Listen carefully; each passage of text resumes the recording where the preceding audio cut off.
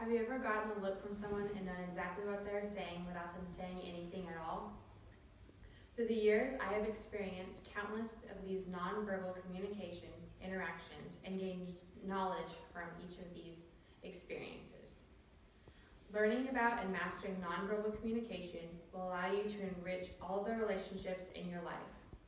Today, we are going to talk about the different types of nonverbal communication, how critical it is when interacting with others, and just how effective it can be.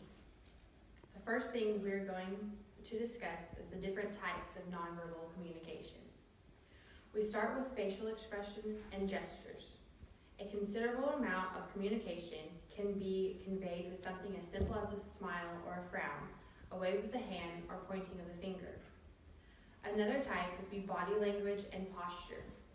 By simply crossing our arms, others around us can interpret that movement as being unwilling to open up. An additional example would be appearance. Kendra Cherry, writer for Very Well, says appearance can alter physiological reactions, judgment, and interpretation. Just think of all the subtle judgment you quickly make about someone based on his or her appearance. There are a number of other types of nonverbal communication that we don't have time to get into. The next thing we will discuss is how the use of nonverbal communication can be a critical part when interacting with those around us.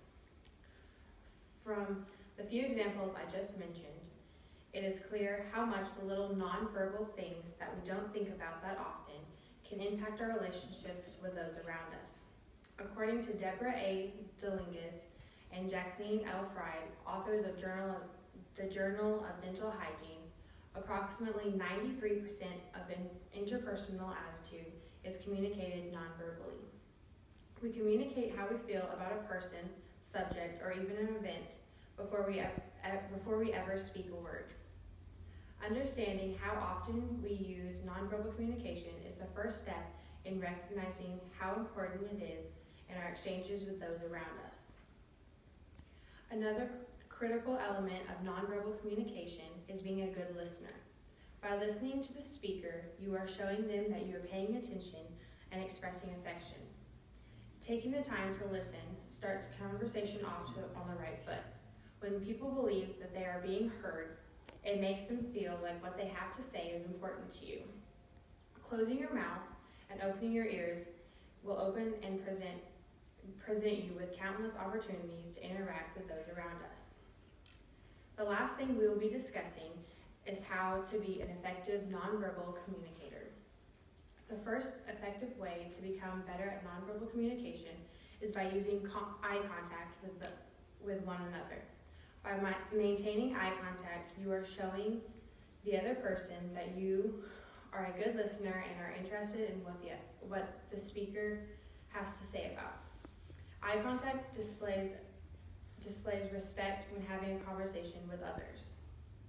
Like I mentioned before, facial expression is a type of nonverbal communication.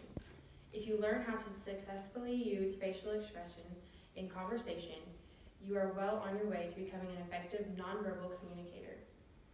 Barb Nefer, a writer for Livestrong.com, tells us, anyone can recognize a smile or a frown and gauge its meaning, regardless of where they come from or what language they speak.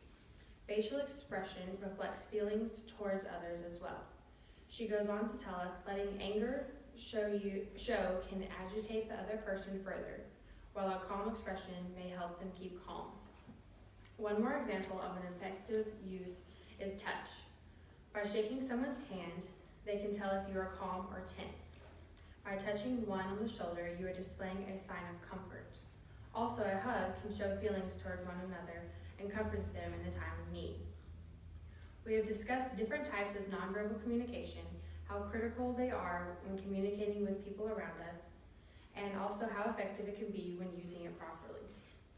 The influence that nonverbal communication has on our relationships is clear, yet we spend very little time focusing on the aspect of our interactions with people.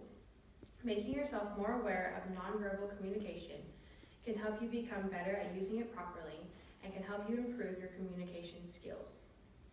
This new skill has the potential to lead to a better development of relationships you already have and also create relationships that used to be over at first sight. Who knows where they might lead you? Thank you.